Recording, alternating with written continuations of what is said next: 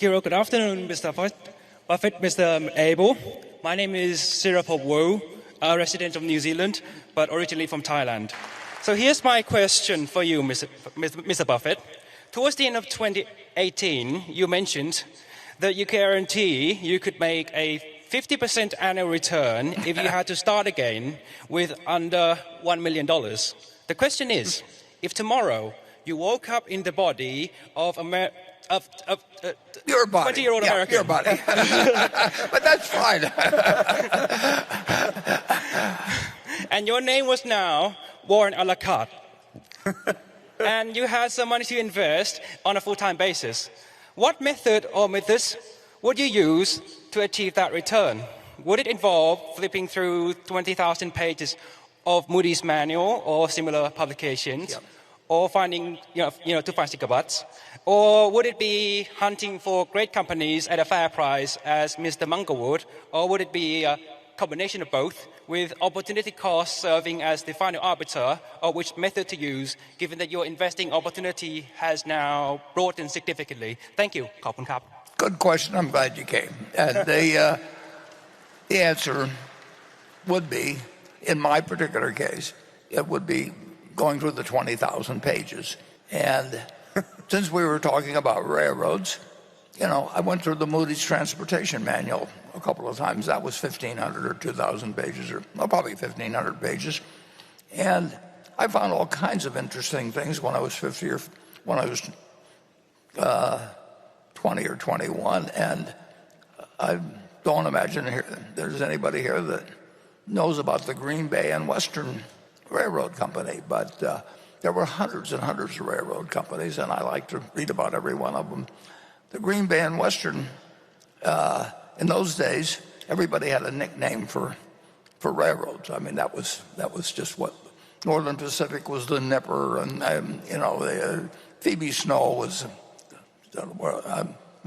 one of them in the east that used to go up to Cornell, and the Green Bay and Western was known as grab baggage and walk, and GB&W.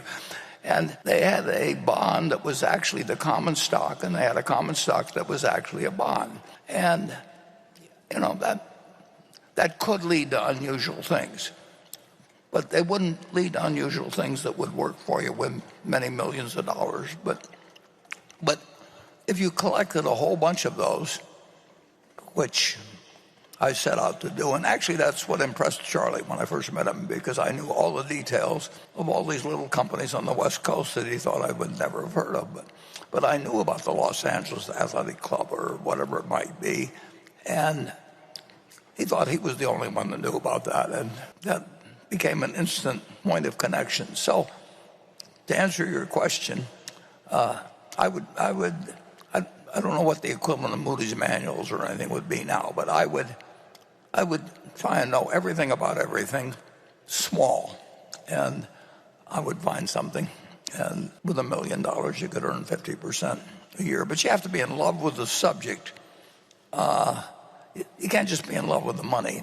You really got to just find it like essentially like, people find other things in other fields because they just love looking for it. A biologist looks for something because they want to find something. And that's built into.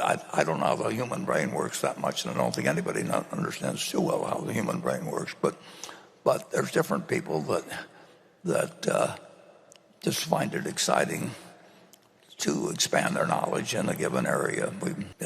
I know great bridge players. I know great chess players. Actually, Kasparov came to Omaha and met Mrs. B. I've had the luck of meeting a lot of people that are unbelievably smart in their own arena and do some unbelievably dumb things in other areas. So all I know is the human brain is complicated, but it does its best when you find out what your brain is really suited for, and then you just pound the hell out of it from that point. And that's what I would be doing if I had a small amount of money and I wanted to make 50% a year. But I also wanted to just play the game. And you can't do it if you don't find the game of interest, whether it's bridge or whether, whatever it may be, chess, or in this case, finding securities that are undervalued. But it sounds to me like you're on the right track. I mean, anybody that'll come all the way to this annual meeting has got something in their mind other than bridge or chess. So I'm glad you came, and come again next year.